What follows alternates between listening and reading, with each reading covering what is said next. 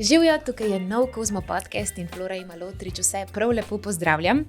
Danes imam enega zelo zanimivega gosta. Z mano je Elvi Ruankuba. Povabila sem ga pa zato, ker ga poznam že kar nekaj let in vsakič, ko sem imela taka res težka obdobja, sem se nekako k njemu obrnila po nasvet. Videli boste, če boste gledali video, da je Elvi Mulat in sicer rojen je v Sloveniji, ima afriškega očeta in pa mamo iz Dolenjske, tako da je en tak zelo zanimiv miks kultur.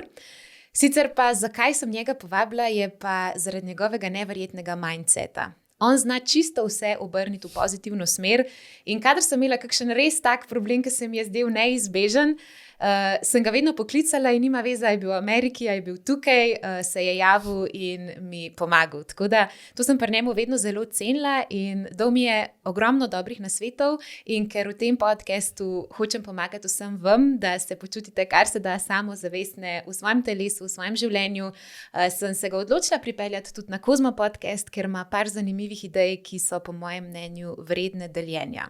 Ima tudi zelo zanimiv pogled na diskriminacijo, kako se je on z njo spopadal. Res je tak človek, ki zna čisto vsako smer obrniti v neko pozitivno smer, v neko rast. Kar mi je pri njemu tudi zelo všeč je, da v bistvu nekako je doživel dve kulturi, slovensko in ameriško, ker je najprej doštudiral tukaj pravo, delal nekaj časa v Sloveniji, potem se pa preselil v Ameriko in tam dokončal MBA program in pa potem delal v coachingu v enem izmed večjih podjetij v Ameriki. Potem se pa preselil nazaj z družinico, tudi nazaj sem v Slovenijo, kjer pa zdaj dela, v bistvu najprej je delal nekaj časa kot svetovalec v konzulting podjetju, potem pa se je ponovem zdaj usmeril v svojo pot, svojo podjetniško pot, o njej nam bo povedal tudi več sam.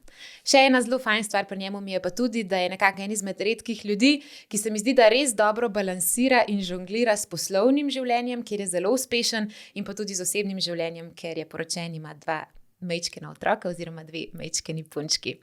Elvi, živjo? Živjo, Flora. Vesela sem, da si danes z mano. Kako si začel dan? Odlično, res lepo. Pa tudi hvala za to lepo predstavitev. Tako ne vem, če je že daj tako lepo kdo povzel. To je v bistvu tvoj prvi podcast, če se ne motim. Ja, prvič. Odlično. No, zdaj si stopil na svojo lastno podjetniško pot, tako da bo tega najbrž več. Aha, ok, super. Rada bi na začetku te sploh vprašala, kaj pa zdaj počneš, ko si šel na svoje? Ja, se pravi, še zmeraj sem del časa v poslovnem svetovanju oziroma v projektnem vodenju. Sem pa zdaj uradno v zadnjem letu začel z life coachingom, z vodstvenim svetovanjem, se pravi svetovanjem vodjem in pa tudi spreminjanjem kulture v podjetjih. Tako da to so te stvari, kjer mi srce zapoje in sem zelo vesel, da sem se na to podal. Odlično, o tem bova še malo kasneje. Jaz bi pa najprej začela s svojim otroštvom. Na začetku, bil si Mulat v Sloveniji, natančneje v Kranju. Ja. Zdaj me pa zanima, ker takrat je bilo to v bistvu zelo nenavadno. Ni vas bilo veliko v Sloveniji. Kako si ti to doživljal kot otrok? Ja, se to.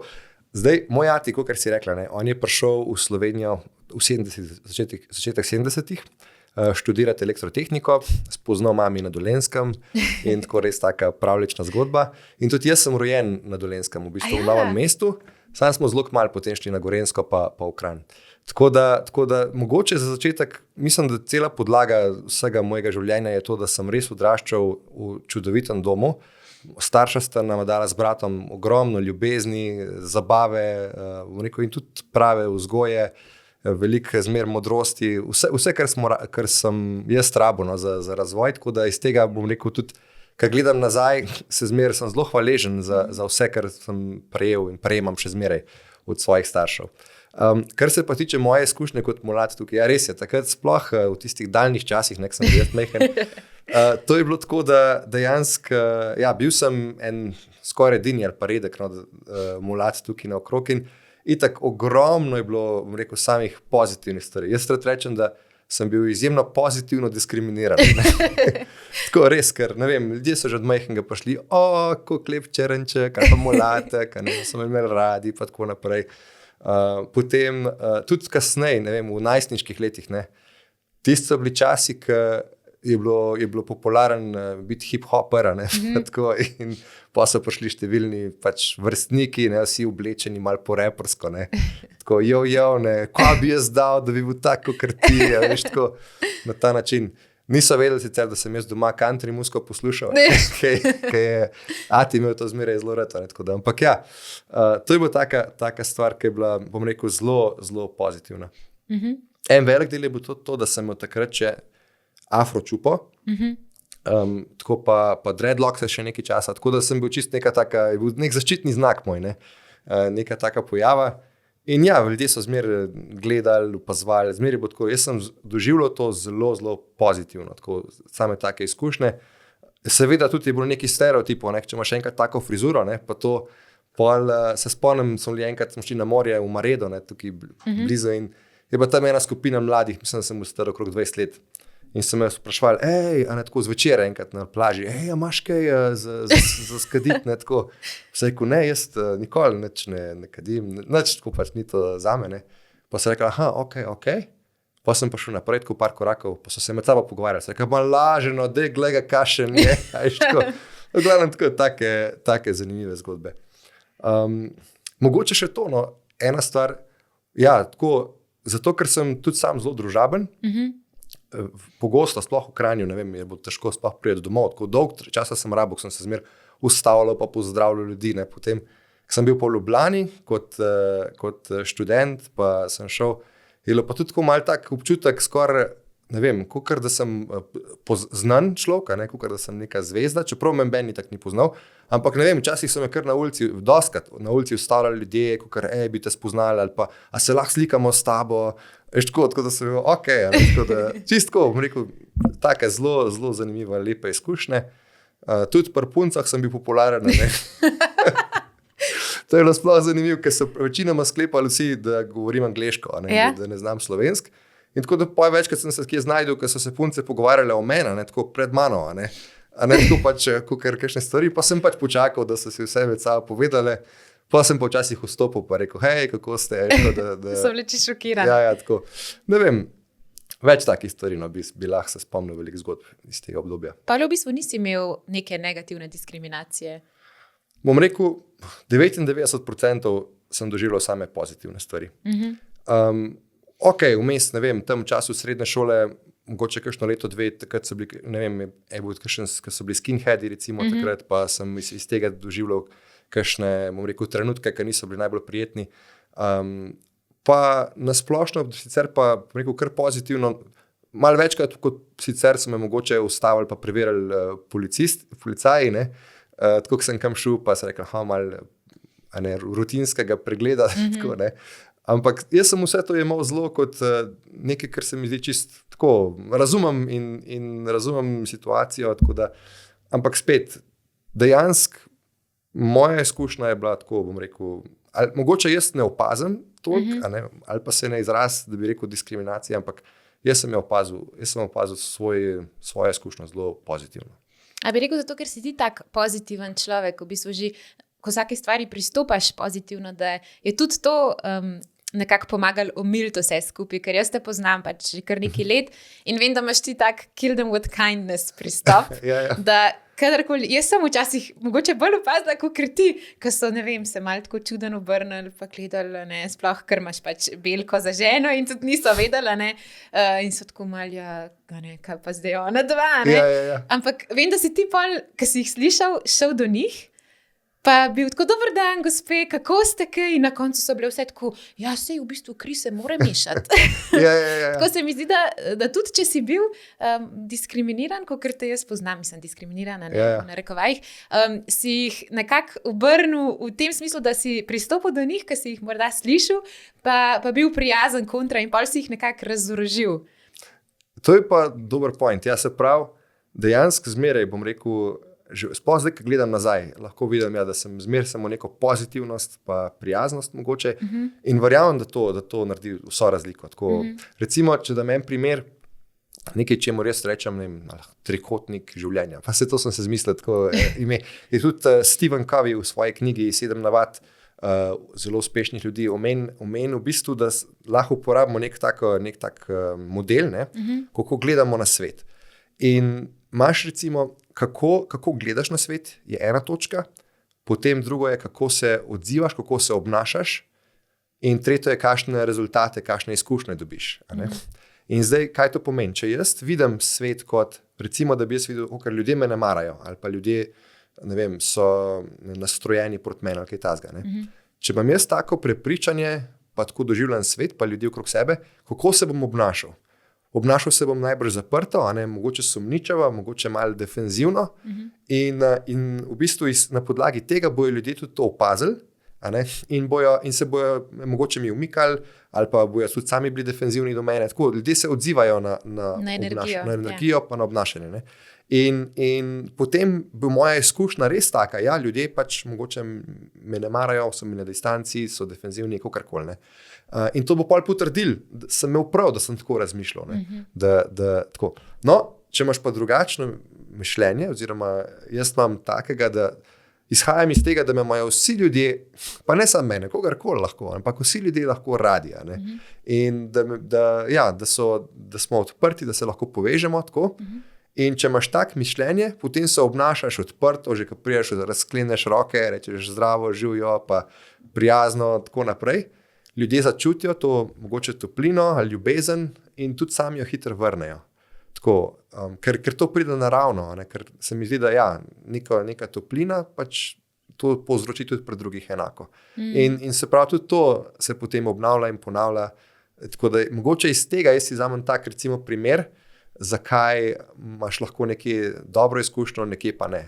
Vse zmeraj jemljem na to, da človek lahko sam pri sebi marsikaj naredi glede svojih okoliščin. Ja, to je zelo dober nasvet, če se kdo sooča s čim podobnim, kar sva zdaj govorila. Zanima me pa zdaj tudi to, kako je bilo, ko si v bistvu doživljal dva različna sveta.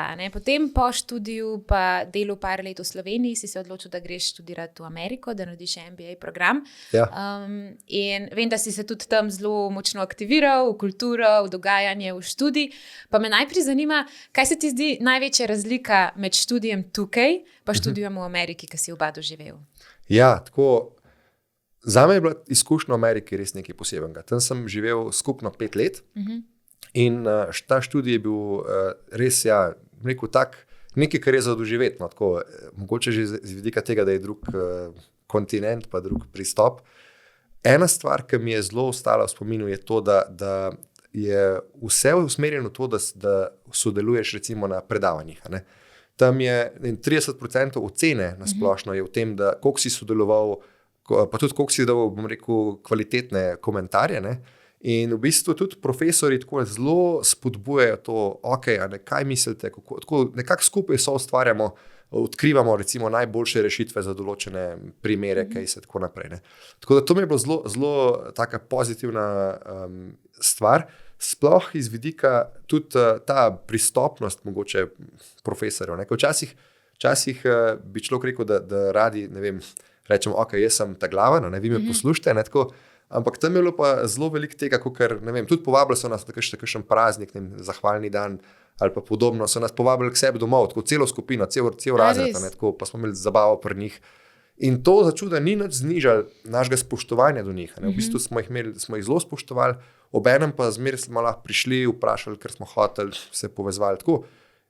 Poleg samega, bom rekel, prenosa znanja konkretno, je bilo tudi velika mera razvijanja nas v bistvu debat, poglabljanj tega. Tako, to je mogoče ena stvar, ki bi jo izpostavil.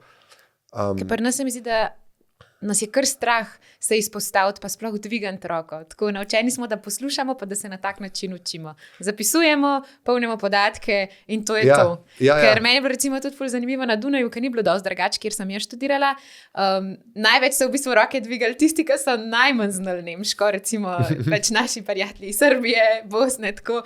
Oni so na polno dvignili roko in povedali napačen odgovor in jim ni bilo nič beta. Mi smo bili pa tam pa tiho prepisovali ali pa poslušali. Tako da v bistvu se mi zdi, da tudi tam ni bilo kaj dosti drugače. Ja, to po mojem se pozna tudi tako, velikrat tako v tem okolju, ne vem, odraščaš v tem, ker ne se preveč izpostavljate, bolj tiho pa poslušaj, pa tako naprej. Zdaj, ne vem, v Ameriki so ljudje izjemno odprti, izjemno samozavestni, vsak hoče biti na televiziji, vsak hoče kaj povedati. Tako da iz tega vidika je to nekaj, kar je njim veliko lažje že tako. Plus spodbuda je bila zelo močna spodbuda tudi strani, bom rekel, tega študijskega programa pa profesorjev, da res ne dvignemo roko, povemo. In če ne drugega, so nam tudi rekli, doma se pripravite, govorili bomo o tem, ne vem, o tem kejsu in res pripravite tudi kakšne razmišljanja, pa boste jih potem povedali. Tako da so vedeli, da smo tudi mednarodni študenti prisotni, ne, in so nas probali kar spodbuditi v to smer. Mogoče ena zanimiva stvar tudi je bila ta, čistko kot kaj naredi, če ustvariš okolje, kjer se počutiš varnega, ne, pa kjer se počutiš, da lahko kaj poveš. Ne. Je bilo eden izmed profesorjev za poslovno strategijo, ne, on nas je imel v 2. semestru.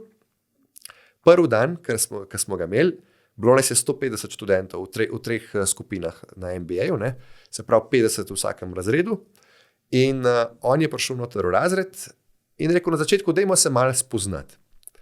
Ampak ne bomo tako klasično, da vas jaz vprašam, kdo ste pa tako, ampak bom malo drugače. Bom jaz vse predstavil drugemu.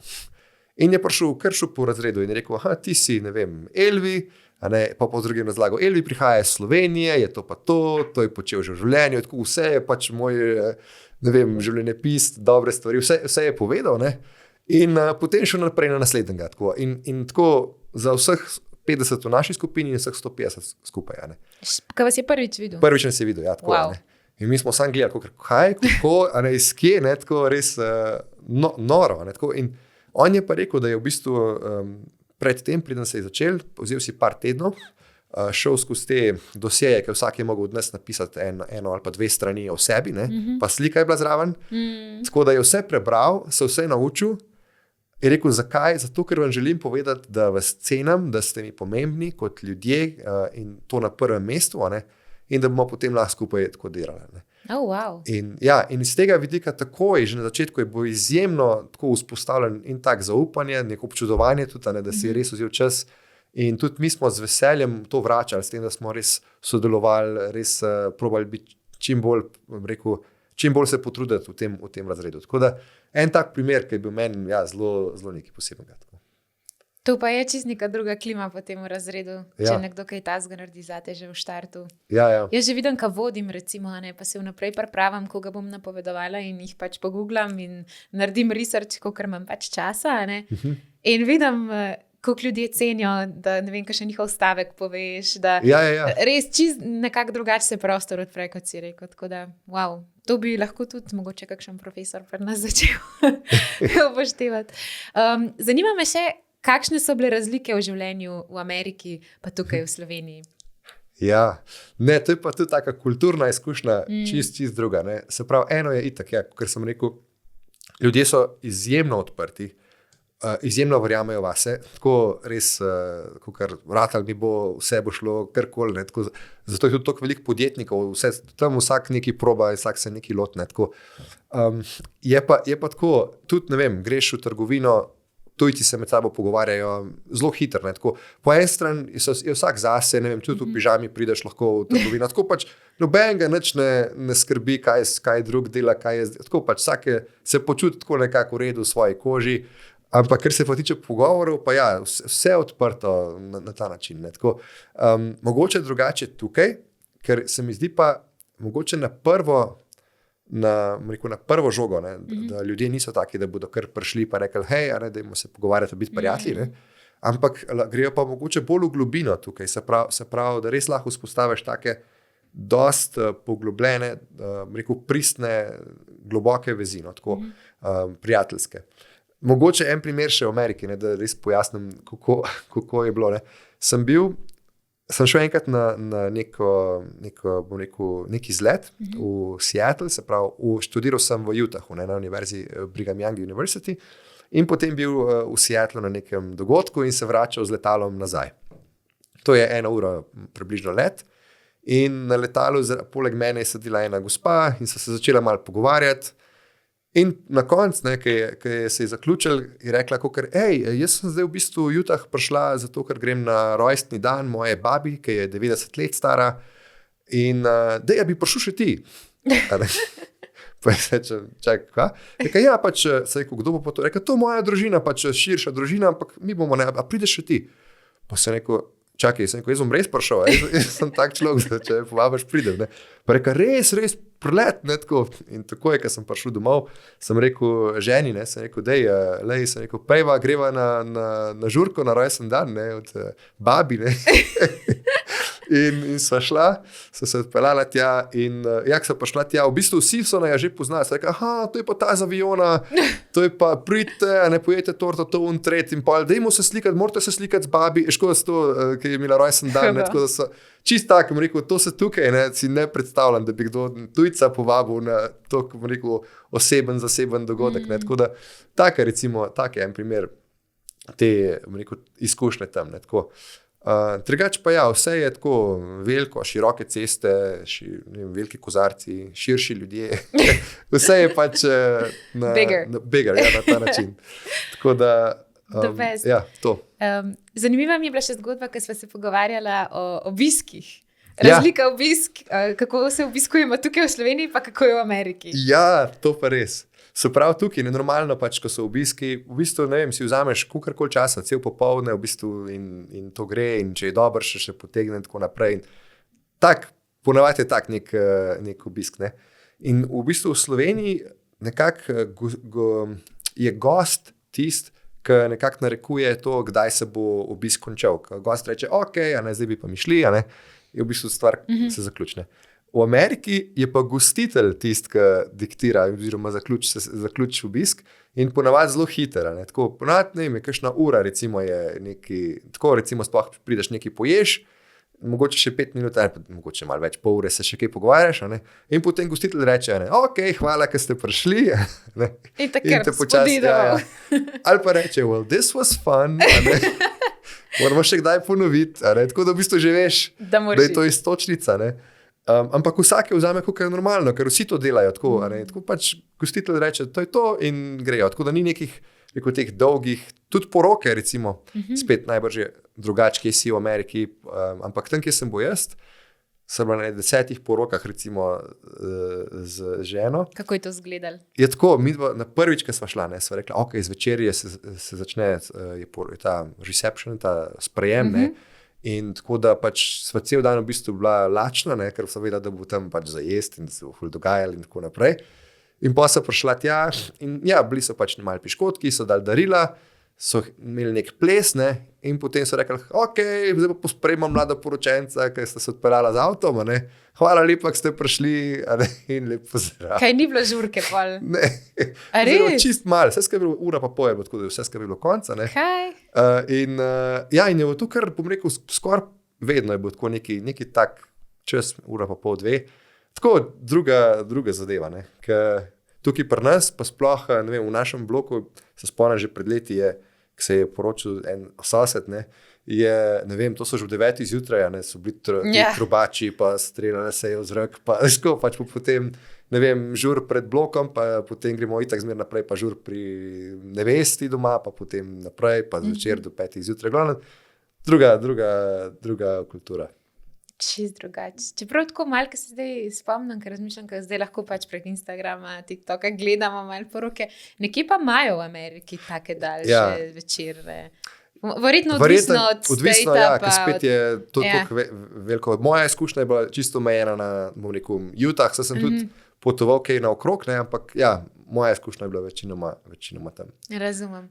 Ok, zdaj pa greva iz študija v svet služb. Pa dajva najprej Ameriko obdelati, ker me spet zanima, kakšne so razlike tam, ker si recimo nekako vstopal na trg, kakšne so tukaj. Ti si recimo delal par let v Sloveniji, tako da imaš v bistvu nekako pregled in kako je bilo tukaj in kako je tam.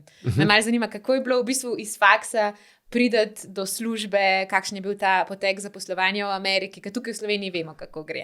Ja. Končaš faks, nekako malo pišeš prijave, pošiljaš CV, če imaš srečo, koga poznaš, pa te malo nekdo priporoči, pa prideš hitrejš v kakšno podjetje, ampak načeloma je ta postopek zelo klasičen. Kako pa to izgleda v Ameriki? Ja, to je pa nekaj, ki je spet neka posebnost.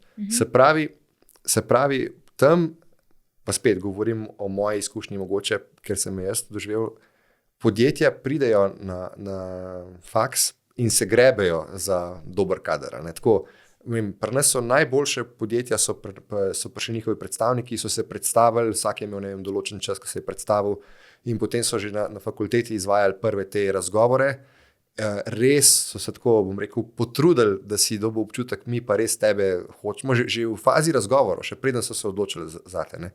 Potem pa, ne vem, ko je bil prvi krog zaključen, so to objavili in tistih par, enkrat, recimo v primer, ko sem jaz prišel v drugi krog razgovorov, so nas, te, ki so nas intervjujali, ne, so rekli, ok, danes vas povabimo v brazilsko restauracijo, pripeljite svoje žene, može, kdorkoli je pač poročen, ne.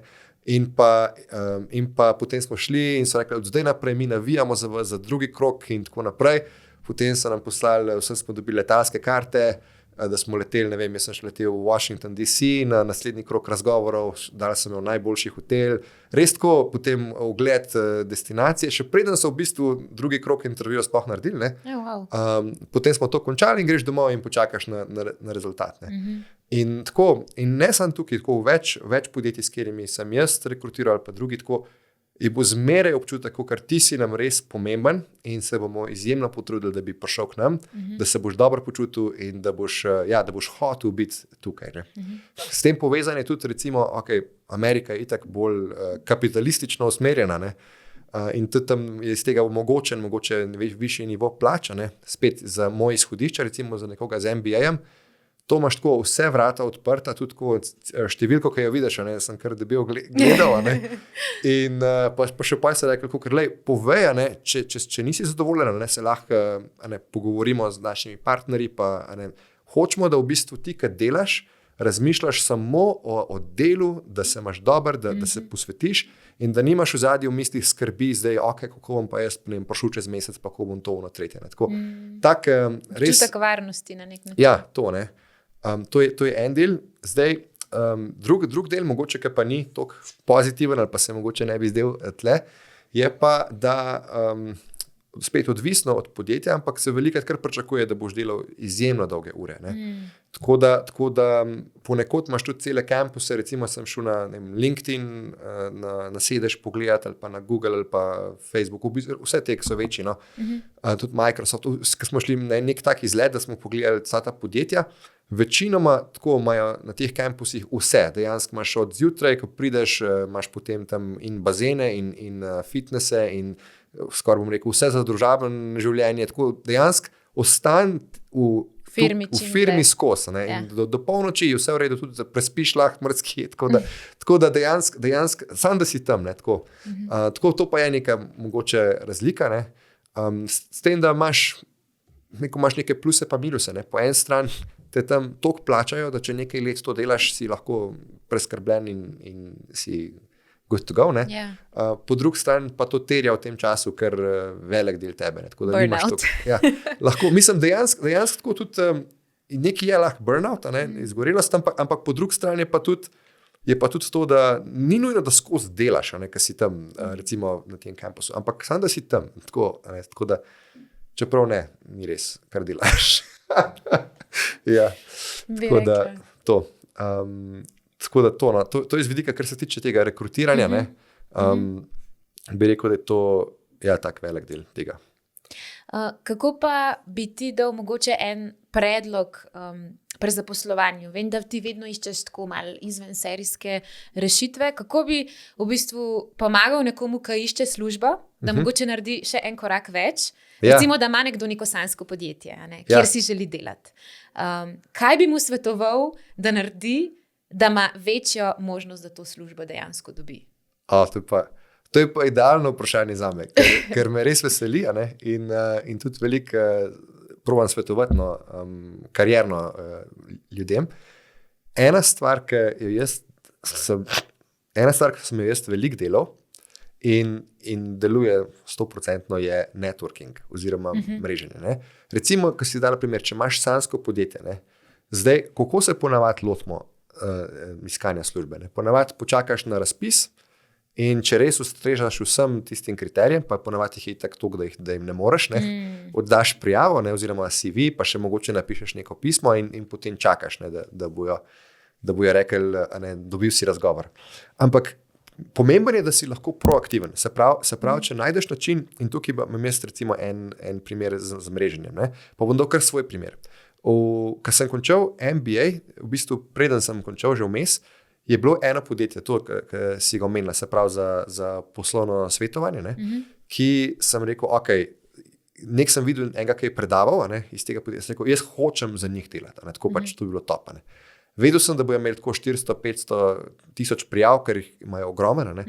In ker sem jaz naredil, in to predlagam vsakem, jaz sem šel na LinkedIn in sem poiskal, kje je mogoče kdorkoli, ki bi bil povezan z mano ali pa s kom bi se jaz lahko povezal.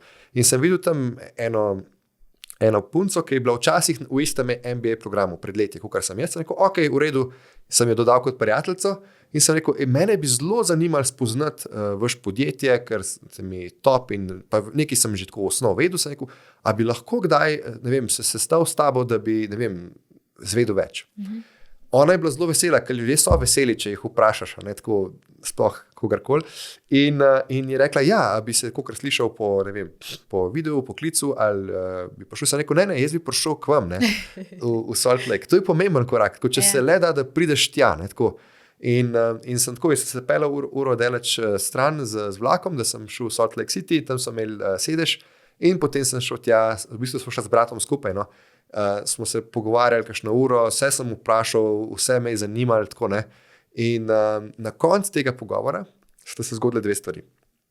Prvič, rekla je, Elvi, tega noben ne naredi, da si res toliko proaktiven, vzameš čas, da res izkažeš zanimanje, Rekla, to bo štel, je vedela, da se bom prijavil že iz tega pogovora, Rekla, to bo štel, Tako, drugič je rekla, a te lahko predstavim še par ljudem tukaj naokrog, Vse so nekateri so delali, ampak spoznal sem pa kar par ljudi, mogoče sam roka, mogoče par besed, ampak med njimi je bila pa tudi ena, ki je kasneje rekrutirala dejansko v enem izmed krogov. In spet, to ni tako, da bi zdaj rekel, zdaj si pa ti si zagotovil službo, to ne. Ampak je pa nekaj čist drugačnega, če ti prideš kasneje, prvič, da dobiš sploh intervju, ker če imaš ti tam 500 prijav, pa so si kar podobni te CV-ji, saj mogoče ima kakšen več izkušenj, drug manj, boš iskal, kaj nekoga razlikuje od drugih. In če je nekdo res prišel, ga dejansko poznaš, ta je pa naš, dejansko, boš prej povabil. In tudi na teh pogovorih se to čuti. Še zmeraj se moraš izjemno pripraviti, izjemno potruditi, vse narediti, da dobiš potem opcijo, ampak to je, bom rekel, en korak, ki te lahko res pozicionira zelo dobro. Še preden se dejansko razgovori pričnejo, da si že zmagal na nek način. Jaz sem isto naredila, ker sem hotela delati na radiju. A res? Isto sem naredila, sicer sem poslala svoj CV, ampak sem poznala nisem jo osebno poznala, ampak vedela sem za eno kadrovnico, ki tam dela in sem pač kar njej napisala, njej poslala mail in v bistvu sem mislim, da naslednji delovni dan dobila audicijo. Wow, in sem se res pripravila, doma že probala stvari, ful poslušala radio, da sem točno vedela, kaj se dogaja. Tako, se mi zdi, da je ta neka predpriprava ful pomembna in dejansko ljudje cenijo, če greš nek ekstra mile, tako kot si šel tudi ti. Ja, no evo, pa res deluje, preverjeno na več izkušnjah. Ja. Ne, ful dober nasvet.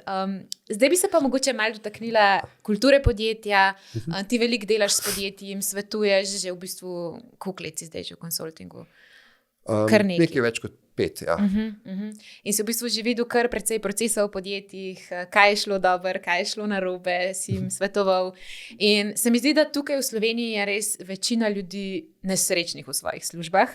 Čakajo na petek, da gredo ven s prijatelji. Čakajo na vikend, da si odpočijejo.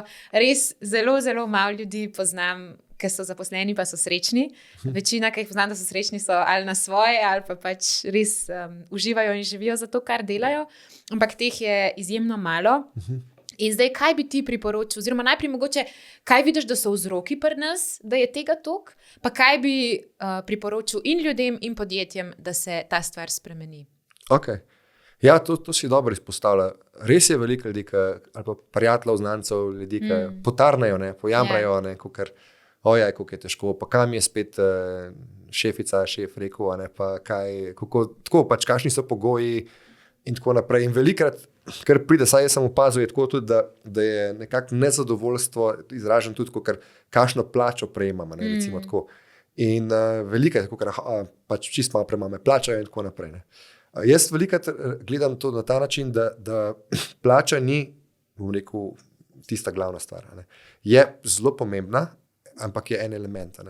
Ker velikokrat se skozi to, bom rekel, pritoževanje, ne, v bistvu to je sam nek, bom rekel, simptom lahko plača, ne, ampak zadaj je pa v bistvu neka potreba, neko nezadovoljstvo, ki je pa lahko, bom rekel, vzrok ali pa čist na drugem koncu. Ne. In večinoma, kakor se jaz pogovarjam, opažam, gre za zelo take osnovne človeške potrebe. Ne. Želim biti, bom rekel, spoštovan, želim, da se moje delo ovrednoti, ceni, da so odnosi, bom rekel, pošlihtani, da imam neko ravnovesje tudi v življenju. In pogosto je tudi to, da recimo je nezadovoljstvo se prenese ali pa se izrazi mogoče na delovnem mestu, gre pa dejansko za bom rekel, neizpolnjenost tudi doma ali pa tudi na splošno v življenju. Ne? Ker velikokrat, če rečeš, ne vem, ok, premalo me plačajo, ne? Da bi to prenašal to. Ne? Če bi jim boste podvojili, pa ok, bi lahko plačate za to, da pač bomo vzeti te težke trenutke. Ker kaj je zdaj? Jaz, ko sem zdaj v službi, ne, enkrat sem gledal, to je 80,000 ur ali pa več v življenju, se pravi, velik del življenja smo nekako na delovnem mestu, ne, je v bistvu ves čas, ker nismo recimo svojo družino, pa nismo svojimi otroki, pa nismo svoje partnerico, ali pa ne delamo recimo hobijev, teh stvari, ki bi jih radi. Ne. Tako da en nasvet, ki ga je dal en ameriški coach, je bil, da je služba oziroma delo njegova 5. prioriteta. Ne. Je rekel, moja prva prioriteta je rekel, Bog, družina, otroci, družina, potem hobiji, polhen stvari, naštel, 5. prioriteta je pa služba in to jim jaz tudi njim povem. Ne. In pa gledaš, okay, kako pa to pol gre, ne, tako pa reči, zakaj? Ker sem jaz postavil na prvo mesto tiste stvari, ki me najbolj izpolnjujejo, pomeni, da jaz nimam nobenih neizpolnjenih potreb, ko pridem v službo in res lahko dam sebe čist noter, sem čist prisoten, nič z mislimi ne begam, v bistvu me tudi nič kaj dosti ne iziritira, ne, ker sem zraven, sem tukaj za vas in je to. Ne. Tako se mi zdi tak zelo zanimiv pogled, ne, na to. Zdaj ena stvar, ki pa je meni tudi pomembna, pa mi je blizu, je pa to zdaj, kaj narediti, recimo, če si v okolju, kjer skozi jamrajo, recimo. Ja, ne. Tukaj imaš to, se pravi, to je pa taka mogoče čisto je zmerno osebno raven, ne. Se pravi, ker gledam tako, imamo zunanje okoliščine, ne, na katere ne moramo pogosto nič vplivati. Ne. Imamo pa sebe, ne, in pri sebi svojo voljo, z notranjo močjo, odločitvami pa lahko marsikaj naredimo. Ne.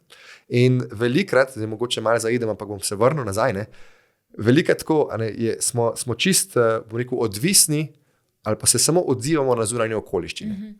Se pravi, nekako je skoraj povezan tudi z vremenom. Ne? Recimo, če je lepo vreme, koliko bo danes lep dan, koliko sem jaz dober, koliko je vse super. Ne? Če je dež, kakšen slab dan, ne? Že v začetku, samo zato, ker je tako. Ne? In isto tudi, recimo, gremo potem v delovno okolje. Ne?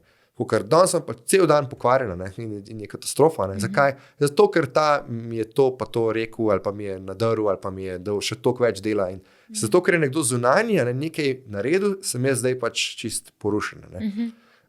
Lahko se pa to obrne. Ne? In v bistvu, kako pride do točke, da ne glede na to, kakšna je zunanja okoliščina, ne glede na to, ali so ljudje danes dobre volje ali niso, ali so prijazni, ali kako lahko jaz sem dober. Tukaj je en primer, ki sem ga imel, pa mi je tako za moje življenje zmeraj dobro vodilo je. Bil sem spet v Ameriki, ne, tu pa že pred 10 leti, enkrat na nekem dogodku, se pravi kar koncert ali nekaj tasga. In je bil tam nek varnostnik, čisto en random guy, ne, je tam stal in me pokliče, reče, pojd sem. Pa rečem, ja, kaj pa je? Pa reče, od zdaj naprej si ti odgovoren. Pa rečem, ok, zakaj? Rekel, za 1 kvadratni meter okrog sebe. Tle na tem kvadratnem metru mora biti vse porihtano. Se rekel, ok, rekel, če pa kam greš, pa neseš ta kvadratni meter sabo. Tako da kjerkoli si, ta meter to je tvoj, ti si odgovoren. In to mi je bilo zelo všeč. Jaz sem to takoj vzel, sem rekel, ok, sem prav, ne glede na to, kaj se okoli mene dogaja, moj oseben prostor jaz se bom tle počutil, kot se jaz želim.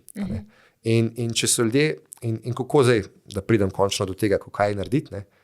Jaz mislim, da glavna stvar, zakaj smo nezadovoljni, je zato, ker ne razumemo ljudi, ki so okrog nas, pa ker imamo pričakovanja, ki smo si jih sami sicer zamislili, ne? Ki jih potem drugi ne dosežejo in smo razočarani in jezni in tako naprej. In kako to obrniti okrog, je predvsem prvi korak je s tem, da gremo ven iz tega, kaj jaz rabim in tako naprej, v to, kaj lahko jaz dam in kaj drug rabi. Ker spet, če je nekdo drug, recimo, ne vem, danes slabe volje, me je nekaj ziritiral, pomeni, da ima tudi ta oseba neko potrebo. Lahko je to vodja, lahko je sodelavec, kdorkoli, lahko so vsi.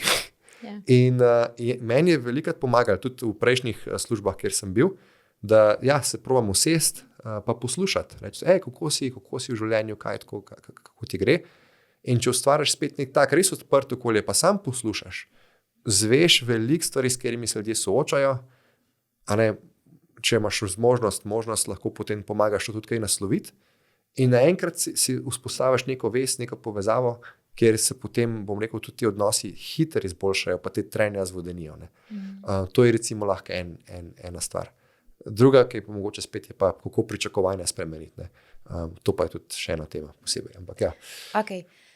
Ja, bova šla na to temo, ki me zanima, zato ker en rek, ki je meni zelo všeč, je, da so pričakovanja zibelka razočaran. Ja.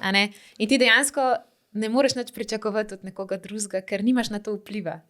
Se mi zdi, da ljudje na splošno ne znamo prevzemati odgovornosti. Jaz že ne vem, ful časa govorim, da se mi zdi, da imamo ful veliko krizo odgovornosti in naša generacija in na splošno, ker smo šli čisto iz neke skupnosti ful v individualizem.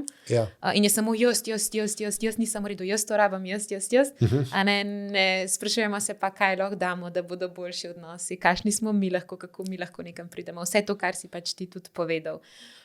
Tako da to mi je bilo res zelo zanimivo. In kako bi ti, zdaj, ko si že omenil, zdaj me zanima, kako bi ti ta pričakovanja nekako spremenil oziroma si pomagal, če ne vem, imaš osebo, ki ima res ful enih pričakovanj in nekako ne zna prevzeti odgovornosti. Kaj bi jim svetoval?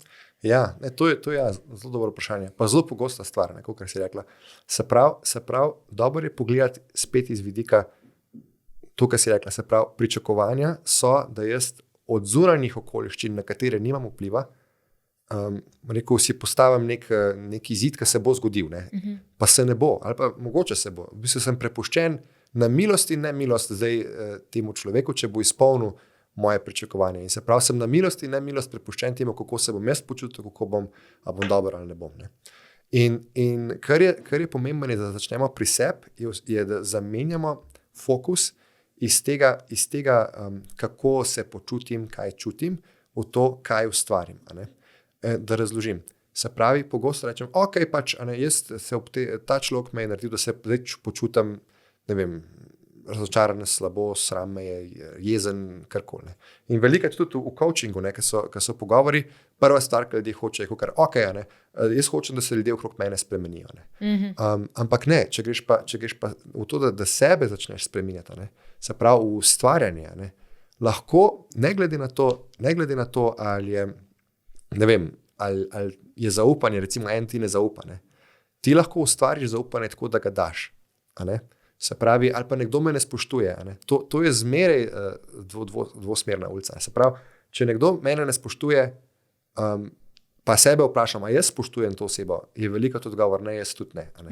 In če jaz izkazujem spoštovanje, ga bom tudi dobil nazaj. Bom rekel, to je včasih stvar, ki nekaj časa traja. Ljudje probajo, danes sem pa probal, pa sem bil dobre volje, pa sem ga pozdravil, pa nič ni rekel. Ne, ampak če si vzameš čas, pa res iskreno, ne greš v to zdaj, kot si rekla, ne, moj ego, kaj jaz rabim.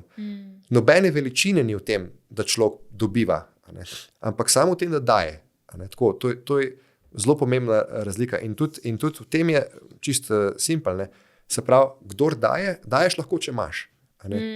Prejemati moraš, če nimaš, ali pa če nimaš dovolj. Se pravi, tisti, ki daje zmeraj na višjem, bom rekel, nivoju, kot tisti, ki prejema.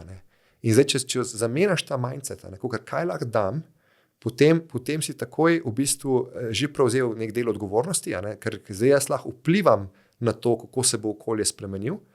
In tudi to je stvar, ki spet pomaga recimo na delovnem mestu. Če želiš imeti večji vpliv, če želiš spremeniti okolje, ne, tako velikrat bojo pogovori šli v smer, vodja se mora spremeniti, ne, ker od vodje je vse odvisno. To je seveda velik del na vodjih. Ampak če želiš narediti spremembo, lahko tudi ti gledaš, kaj vodja potrebuje, kako ga jaz lahko razbremenim, zakaj se jezi ali pa zakaj je nestrpen, zakaj je ihta, karkoli. In če ti to pomagaš podpreti, če ne tako je, pa zelo v kratkem. Jaz mi rečem, kvaliteta se na dolgi rok pokaže. To je res. In zelo v kratkem bo ta oseba videla, čutila, vedela, da si nekdo, na kogar se lahko zanese, komu lahko zaupa, in se bo vsaj do tebe začela obnašati vest drugače, pogosto. In na ta način lahko tudi iz svoje situacije začneš okrog sebe, kdorkoli sodelavec ali pa na splošno, spreminjati stvari na boljše. Tako, v bistvu je to, da si proaktiven, ves čas proaktiven, ves čas, kaj jaz lahko naredim, ne kaj se bo zgodilo, na ta način. Tukaj s tem povezan, pa je tudi recimo na splošno, s to proaktivnostjo, je tudi na splošno, koliko si cenjen v nekem okolju, ali pa koliko si ne mogoče cenjen, kakšno dodano vrednost daješ. Je razlika v tem, če si ti neproaktiven, ko se reče temu, odvisen od okoliščin, potem boš počakal. Vodja mi je naročil, naj to delo naredim, jaz sem to delo opravil. In zdaj mora biti vsi hvaležni. Ampak če greš pa v proaktivnost, pa rečeš, vodja mi je naročil to, ampak jaz lahko vidim še več, jaz lahko vidim, ne vem, kje so problemi, ki jih še ni mogoče izpostavil, ali pa ki se kažejo, ali pa kako ga lahko razbremenim, ali pa razbremenim ekipo in se lahko tukaj še dodatno angažiram. In to se bo tudi opazil in to se bo tudi nagradilo. Jaz verjamem močno v to, da se te stvari vse spet pokažejo. Jasno, kaj pa narediš kot vodja, recimo, kar jaz poslušam zdaj od ljudi, ki zaposlujejo, recimo mlajše generacije. Oni pričakujejo že takoj ful veliko plačo, delal bom samo do 4, po 4, pa ne vem, ko je ura 4, jaz pač spustim kuli, računalnik zaprem in grem domov, ker pač jaz rabam svoj prosti čas, svoj self-care in tako. Kaj pa narediš v takem primeru kot vodja, da dobiš izziv tazga človeka, ki v bistvu ful veliko že pričakuje, ni pa še tam, da bi to lahko dobil, ni se pa še recimo dokazal, ampak že v štartni točki pride z ogromnimi pričakovanji. Ker recimo mi, ko smo začeli delati, ne vem, jaz sem pri 14 imela svoj prvi job in sem v bistvu res že zelo zgodaj začela, sem vedno tako šla en korak dlje, pa sem probala več, pa sem delala dlje, pa ne pravim, da je to vedno ni, ker se izčrpaš, ampak na začetku pač moraš malo več vložiti, da si nekako prislužiš spoštovanje, da se tudi ogromno naučiš. Prve službe so za moje pojme pač učenje, da vzameš tisto, kjer se največ naučiš. Ampak kar vidim, da je res velik pain point, ne vem, ko je to sploh v slovenščini, neka boleča točka zdaj tistih, ki zaposlujejo, sploh mlade, je to, da nekako, ne vem, ali jih ne znajo motivirati, ali pač mladi res ogromno pričakujejo, ne dajo pa to, kot mogoče ti starejši pričakujejo, ki so take, kot sem jaz dobil, da so vse naredili, da bi se dokazali. Ja, to je dobro vprašanje. Se pravi, ena velika stvar je to, da je nek tak, razmejitev mogoče, ali pa nek prepad vmes zdaj med starejšo generacijo ali pa temi, ki prehajajo. In se mi zdi, da veliko se lahko reši že, če se ta prepad že v naših mislih skrč zravna, da ga ni več. Se pravi, da jaz že pristopam do ne vem, recimo temu rečemo mladih, da na način, da oni so tudi pripravljeni delati, oni so tudi pripravljeni vložiti. Sam na pravilen način je treba pristopati, pa treba jih je razumeti. Velikrat, se pravi, spremembe se dogajajo, ne vem, nov val ljudi razmišljanj prihaja, to je treba razumeti in se potem zdaj skupaj prilagoditi na nek način, da bo za oboje v redu. Meni se zdi, da recimo za vodjo najpomembnejše je, da res razume, če ima nekdo visoka pričakovanja, da razume, iz kje izhajajo, zakaj to želiš.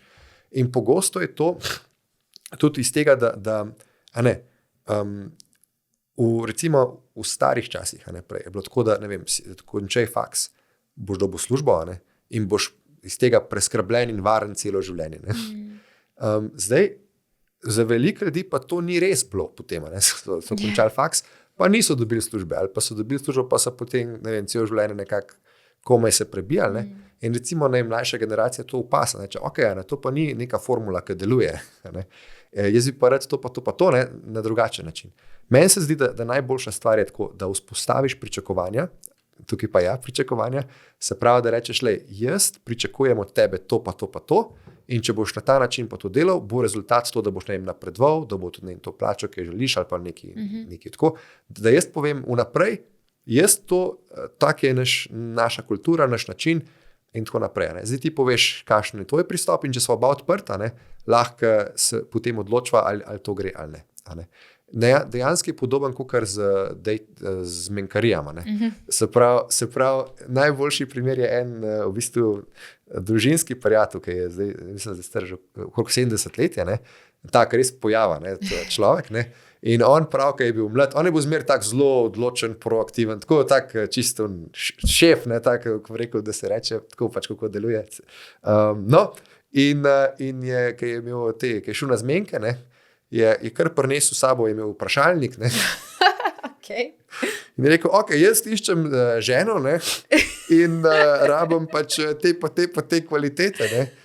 In rekel, zdaj mi pa povej, kako si ti na tem področju, pa na tem. Pač, zdaj, to je tak res ekstremen primer, ne. Sicer je pol tudi zelo tako sebi primerno najdu, ne, ker tudi ona pač je vedela, kaj on želi, ona je vedela, kaj ona lahko da in sta se tako najdla. Ne. Se mi zdi, da neka odprtost na tak način je super. Zdaj, ne spet tak ekstrem mogoče, ampak je super. Tega manjka. Komunikacije v bistvu. Ja. V Sloveniji nasplošno se mi zdi, da ne znamo tako dobro komunicirati. Gremo v boljšo smer, ampak to se mi zdi, da je mogoče naš največji problem. Ja, tukaj ti moram povedati en vic.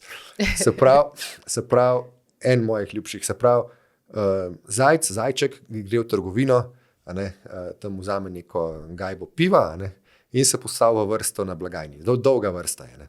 Vmes pride noter medved, prlomast, on pač vzame, kar je hotel, in se kar prebije mimo vrste, gre na blagajno, da bo plačal. In zajček tam od zadaj to gleda in reče, ko se urivaš? In potem se medved obrne, kdo je to rekel? In tako zajček tiho, nič ne reče. Pa tako čez kakšno uro, kakšen jasik, on že 2-3 spil, pa reče, kdo je to rekel? Jaz sem to rekel. Tako sam presep, potem rešuje stvari. In tega je veliko. Jaz velikokrat slišim besede, ampak res pogosto. Jaz sem si samo mislil svoje, ali pa jaz sem si samo mislila svoje. To tako se zdi, da sem bil kooperativen, pa sem res pripomogel, ampak ne. To je isto slabo, kot nekdo, ki je agresivno nekaj pove in uveljavlja svojo kontrolo. Ker če si samo misliš svoje, je to notranji upor, za katerega noben ne ve in ga ne more noben rešiti. In potem prideš domov in doma pač, ali pa ne vem, k prijateljem in njim vse poveš. Bolj, se pravi, spet to je stvar, kako sebe spremeniti, da prideš stran iz tega, kako vam je sam pre sebi pojamalo, da se bom pobožal in bolj počutil, pa da greš v situacijo, ki je hočeš spremeniti, ki je mogoče toksična ali pa težka, in da tam, kot si rekla, poskušaš zdaj s to komunikacijo rešiti stvar. In zdaj, če človek, tudi tukaj rabiš malo veščin včasih. Eno je že, sam če znaš prisluhniti, je to največ. Drugo je pa, ne vem, če poznaš tiste 5 jezikov ljubezni. Poznam knjigo, je. No, se pravi, nekako bom rekel, cel namen ali pa bistvo te knjige je, da je več različnih jezikov ljubezni in vsak govori svojega. In če hočeš vzpostaviti nek odnos, moraš govoriti človeku ne v svojem jeziku, ampak v njegovem. Recimo, ne vem, če kdo rad prejema darila, jaz pa rabim čas s tabo. Če ti rad prejemaš darila, ti bom jaz dal darila, ti pa meni daš čas skupaj. Tako na ta način. Da se vrnem zdaj nazaj na delovno mesto. Se pravi, ko se pogovarjam, da ne grem iz tega, jaz to hočem, jaz to rabam, ampak spet, jaz sem v dajanju. In jaz se zdaj pogovarjam s tabo na način, ki ga ti razumeš. Primer, recimo, če se pogovarjata kadrovska pa vodje, recimo biznis, kakorkoli. Velikrat bo kadrovska imela eno željo, kaj spremeniti, ampak vodja pa razmišlja z vidika, okay, kaj so ključni merilci uspešnosti, ali bo to prinesel več denarja, tako pač, kakšen bo vpliv na posel. In zdaj najbolj učinkoviti lahko, ne samo kadrovska, kdorkoli, je lahko nekdo, če bo prišel s svojim predlogom in ga predstavil v jeziku, se pravi v številkah, izmeril na nek način svoj predlog, tako da ga bo lahko nek vodja razumel v svojem jeziku. Ne. In obratno, ne, pač tako gre. Tako da, mogoče sem zdaj že malo Ne, super, smo se več različnih stvari dotaknili, ker dejansko pride kadrovnica, poglejte, če bodo naši zaposleni bolj spočiti, bodo delali dlje, ne bomo imeli toliko bolnišk in tako naprej, da pač predstaviš v enih takih merilcih, ki jih druga stran razume. Ja. To tudi jaz ful poskušam, ker imam različne odnose in s prijatelji vem, da eni prijatelji pomeni to, eni to in pač probaš nekako dati človeku tisto, kar veš, da najbolj rabi. Tako se mi zdi, da je nek ključ do dobrih odnosov. Sam zato moraš biti pa kar čustveno zrel, pa vedeti tudi veliko seb, kaj lahko daš, kaj ne moreš in tako naprej. Ja, no evo, mogoče pa ena preprosta stvar, ki jo pa lahko mislim, da vsak hiter implementira. Se pravi, kar se tiče tega soočenja s situacijami. Govorimo dejansko o podajanju pa prejemanju povratnih informacij. Se pravi, tega se vsi, ampak večinoma ljudje izogibamo, bojimo, pa tudi, če se soočimo. Zakaj? Zato, ker če ti nekdo reče, a prideš malo sem, ne rad bi ti podal eno povratno informacijo. Ne? Ja, kva pa zdaj prišlo, se zelo že prepravaš. Ne? In smo kakor ježki, zapreš se, se sam budice na vsaki strani in se pravi, si pripravljen, da bo borba, ne? Ali pa če ne bo, da boš napaden. In to je tukaj lahko nekaj vsak spremeni, ne? Se pravi, ko podajaš povratno informacijo, jo lahko podaš prvič na način, da večkrat pohvali nekaj. Večkrat reči, prid sem, to si zelo dobro naredil, ali pa tukaj na tem področju ti gre pa super, hvala, ali pa ni nujno, da lahko se sam zahvališ. Hvala, ker si tukaj, hvala, ker to trdo delaš. Če samo ugibaš, tudi če ne veš, pa rečeš, vem, da je veliko stvari, ki jih noben ne opaz, pa jih ti narediš za nas, za družino, za podjetje, kjerkoli, hvala ti. To gre izjemno delač pri vsakem.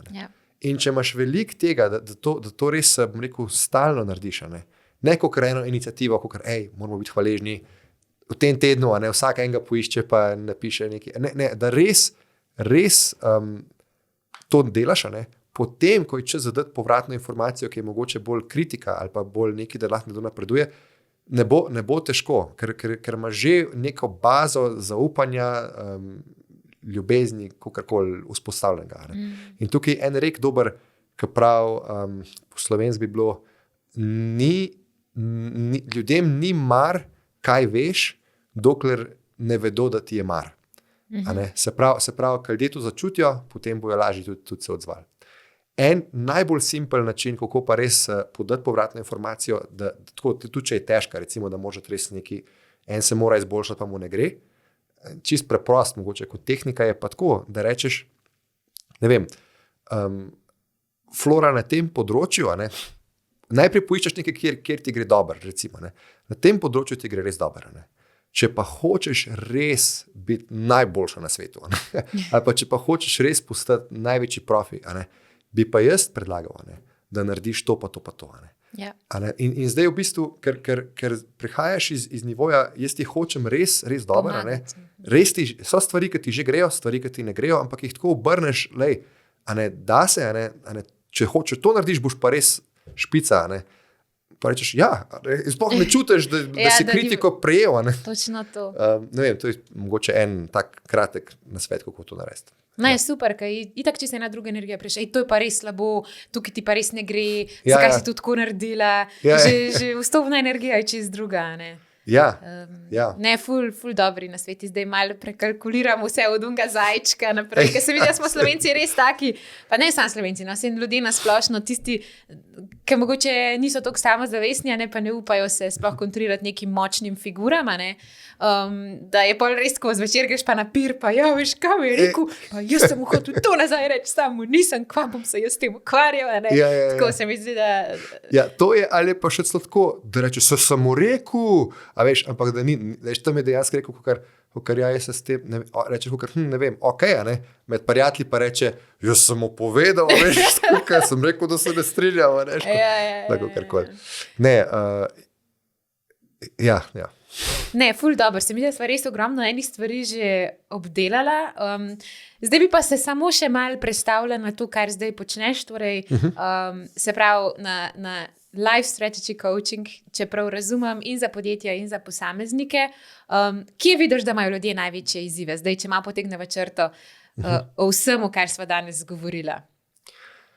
Ja, v bistvu veliko teh izzivov smo že izpostavili. Eden največjih, mogoče bi šel kar na to, kar si ti rekla, prevzemanje odgovornosti, pa v bistvu zavedanje se tega, da smo veliko časa v stanju, ko se samo odzivamo, pa smo odvisni. In v bistvu tudi to, dejansko, da namensko ne rastemo. Recimo, veliko ljudi reče, tak pač sem. To so zame tako najbolj žalostne besede, ki jih lahko kdo reče. Pač, tak pač sem. Seveda si tak.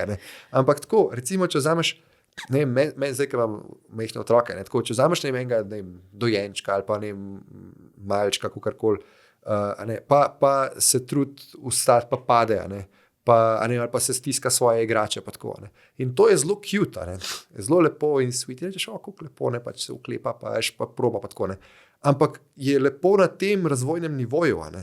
Če pa je ta otrok zdaj star 10 let ali pa 15, pa še zmer pač poskuša vstajati, pa pade.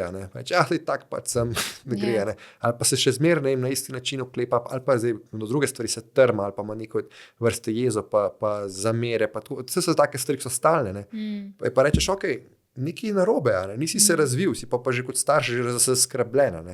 Se pravi, tudi pri nas se pravi to, da gremo v to namensko, ok, bom prevzel odgovornost, bom začel razvijati sebe, da postanem neka, bom rekel, izoblikovana oseba, ki lahko potem daje veliko naprej, daje drugim. Tako da to. In iz tega vidika, mogoče to, kar sva tudi že malo rekla, se pravi, da nisi v zunanjih okoliščinah, kakor kaj se mi bo zgodilo, kaj mi bo, kako se reka, mogoče da reče, kakšno pričakovanje, kaj mi bojo ljudje dali, kaj lahko dobim, ali pa kako me bojo zdaj se stvari slabo zgodile, da greš v to, kaj lahko jaz ustvarim.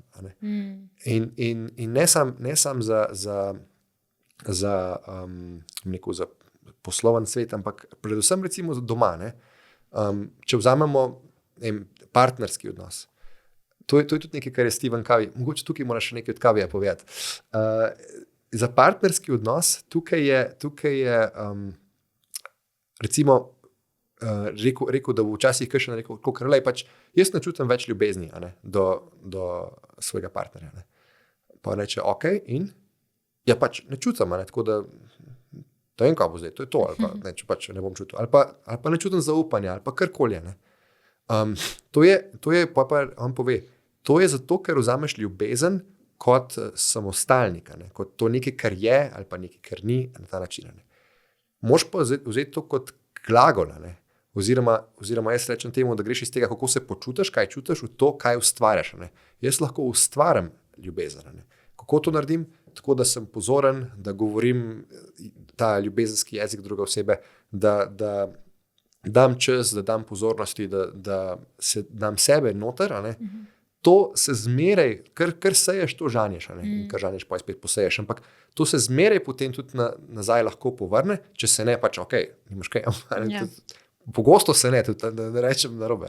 Ampak to je lahko efektiven način, da potem spet zbudiš nekaj. Ali pa če ni zaupanja, je lahko efektiven način, da ga vzpostaviš. Ali pa če je karkoli drugega. Ne vem, ena taka misel. Veliko je enih stvari. Ja, se nimava več dosti časa, da bi šla čez vse, bo mogla imeti drugi del enkrat.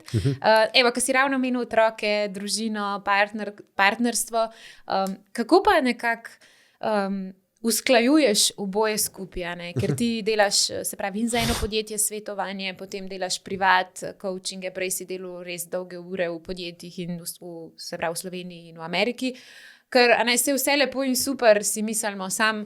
Potem pa pride live, potem pa pride neprespana noč, potem pa pridejo izzivi. Kako nekako usklajuješ oba ta svetova? To je vedno vprašanje za $1 milijon. Ja. Ampak kako tebi nekako uspeva? Jaz imam tudi odgovor za $1 milijon, ampak čisto na moji osebni ravni. Jaz zelo, rekel, vse črpam iz moje vere, dejansko vere v Boga, vere v Jezusa in veliko molim, veliko, rekel, tudi modrosti, kar jih je, črpam iz tega. In pol tudi čutim, da je moj življenje blagoslovljen, lahko se zanašam na to. Zelo všeč mi je en rek, ki pravi, da dva lahko skupaj naredita, pa zmoreta vse, dokler je eden izmed njiju Bog. Tako da jaz iz tega vidika zmeraj se ful v molitvi obračam in rečem, ok, jaz ne zmorem, jaz nimam pojma, ampak zaupam, da se bo vse dobro išlo, zaupam, da bom voden in tako da to je ena stvar, ki mi, bom rekel, je zame ključna. O tem se zdaj ful govori, kaj je v bistvu lahko Boga imenuješ, kot zdaj govorijo, vesolje mi pomaga, vesolje me usmerja. V bistvu je to ena in ista beseda, ker z nekimi molitvami si malo manifestiraš stvari, ki si jih želiš, pa tako nekako pošiljaš neke želje. Ja. Tako da, a bi rekel, da pol že to, da imaš vero, da nisi od vsega, oziroma da ni vse v tvojih rokah, da zaupaš v bistvu. Ker se mi zdi, da se ljudje preveč uklepamo. Bi rekel, da je pol to tisti ključ, da veš, da je nekaj več, da nisi samo ti. Tako je cela rdeča nit pogovora, da nisem samo jaz, ampak da je pač večja slika, da te to nekako pol gor drži. Ja, jaz zdaj, če bi iz svojega vidika šel, jaz bi pa rekel glih obratno. Jaz bi rekel pa, da ljudje velikokrat rečejo vesolje, zato, ker se radi izognejo besedi Bog na ta način. Zdaj se bom na to obrnila. Se mi zdi, da mogoče zato se želijo izogniti, ker je Bog povezan z vero, se pravi, mislim, ne z vero, ampak z organizacijami, cerkvenimi. Ker recimo jaz tudi verjamem v neko višjo silo, v Boga, če temu tako rečemo, vesolje, Bog, ena in ista stvar, ampak se mi zdi, da je dobil mal negativen prizven, ker vam prihajajo informacije, vedno več njih, kakšne stvari so se dogajale v okviru religij, v okviru cerkev, in potem se ljudje hočejo mal politično korektno temu izogniti, da ne rečejo Bog, ker če rečeš Bog, joj, ta je nek fanatika, veš, tako, Mogoče zaradi tega, se mi zdi, da se izognejo te besedi. Mislim, da je res. In tudi tako, jaz sem opazil, recimo, Bog je taka beseda, ki mi ljudi mogoče najbolj naredi tako, ali pa sploh recimo tabu tema. Tabu, ne. Ampak zame najbolj pomembna stvar je, da se vsak počuti lahko svobodno, da lahko izraz sebe, pa svojo avtentičnost, pa tudi svoje razmišljanja, doživljanja navzven. Ne, da s tem karkoli drugemu usiljuje, drugemu daje karkoli. Jaz lahko sam povem to, kaj meni pomaga, kaj je meni moj vir radosti in notranjega miru, potem pa je to. Veš tako, vsak pove tisto stvar, kar njega najbolj usrečuje. In zame je to definitivno to. Je pa res to, kar si rekla, imeti 2 majhna otroka, pa sploh, če ni toliko spanja po noč, pa tega pa tako. Jaz imam zase zelo močno to, da recimo, ko pridem iz službe, vem, da mojih otrok ne zanima zdaj, kakšno bom jaz v službi, zagonetke, kaj se dogaja, karkoli, ali pa koliko moram delati. Oni rabijo atija. Po drugi strani moja žena rabi moža, tako pač gledam tako, ali pa moji prijatelji rabijo prijatelja, tako pač karkoli. Tako da jaz pol, ko končam en del, vem tudi, da bom kasneje razmišljal o tem, ampak jaz se zdaj popolno posvetim mojim otrokom, ker v bistvu v prvi vrsti sem oče, pa mož mi je družina tako na prvem mestu, tudi pri meni prioriteta. Ko pa grem recimo delati, seveda delaš stvari, ki jih moraš, ampak probam delati stvari, ki me res veselijo, ali pa najdete znotraj tega stvari, ki me veselijo. Tako da tako v projektnem vodenju, kot pa sploh tudi v coachingu pa razvoju vodstvenih kadrov, je to taka srčna stvar. Mogoče za še eno misel, ki sem prej omenil Stevena Coveyja, To je nekaj, kar se je dosti kot čudežno mi zdaj zgodilo. Se pravi, ko sem bil v Ameriki že pred 12 leti, sem enkrat najdel eno knjigo, oziroma dobil eno knjigo, 7 navad zelo uspešnih ljudi, v angleščini učinkovitih. In ko sem jaz to knjigo prebral, jaz nisem nič poznal prej o teh coachingih, pa tem, sem to prebral, sem rekel, ok, wow, To je pa, to sem pa jaz, to je pa to, a ne, tako, mislim, to bi pa jaz, ker požaril sem to knjigo, ne, sem rekel, ok, jaz se moram začeti s tem ukvarjati, ne, tako, in pol, ko sem prišel nazaj v Slovenijo, sem iskal, a obstaja sploh ta kavi, ne, kakšno podjetje, ne, in sem vedel, da obstaja v Ameriki, v Sloveniji ga pa ni bilo, in sem leta, ne, sem razmišljal, ok, kako bi jih izpeljal sem, pa tako naprej. No, potem vmes sem šel kasneje še na MBA, pa druge stvari so se zgodile. Zdaj, pred meseci so pa me kontaktirali iz Franklin Covey podjetja, nekaj točno to podjetje, ki se s tem ukvarja, in so me povabili, da v bistvu sodelujem z njimi, da sem pri njih tudi vodstveni trener. Tako da najboljša stvar na svetu, a ne? Zdaj delam delavnice za podjetja, za vodstvo, za vse kadre, iz vidika tega, kako izboljšati kulturo in kompetence in zaupanje in navade. Tako da top, res, jaz sem kar zelo vesel, kako vse gre. Tudi ekipa je taka res fantastična. Tako da, ja. Evo, posejal si seme že pol let nazaj in usklilo je.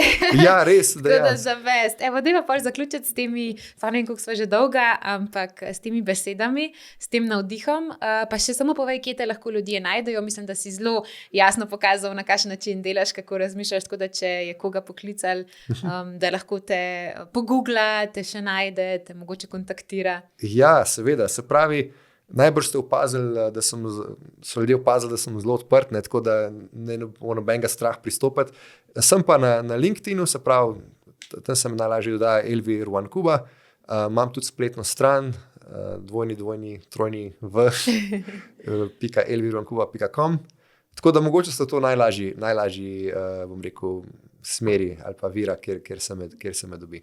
Super. Da, ja. Mislim, da smo danes dala ogromno enega znanja, ogromno enih tehnik, kako se z različnimi stvarmi spopadati, kako iskati službo, zaposlovati, zboljšati kulturo v podjetju, prevzeti odgovornost, boljš komunicirati. Skratka, en tak ful bogat podcast, tako da hvala ti za vso znanje.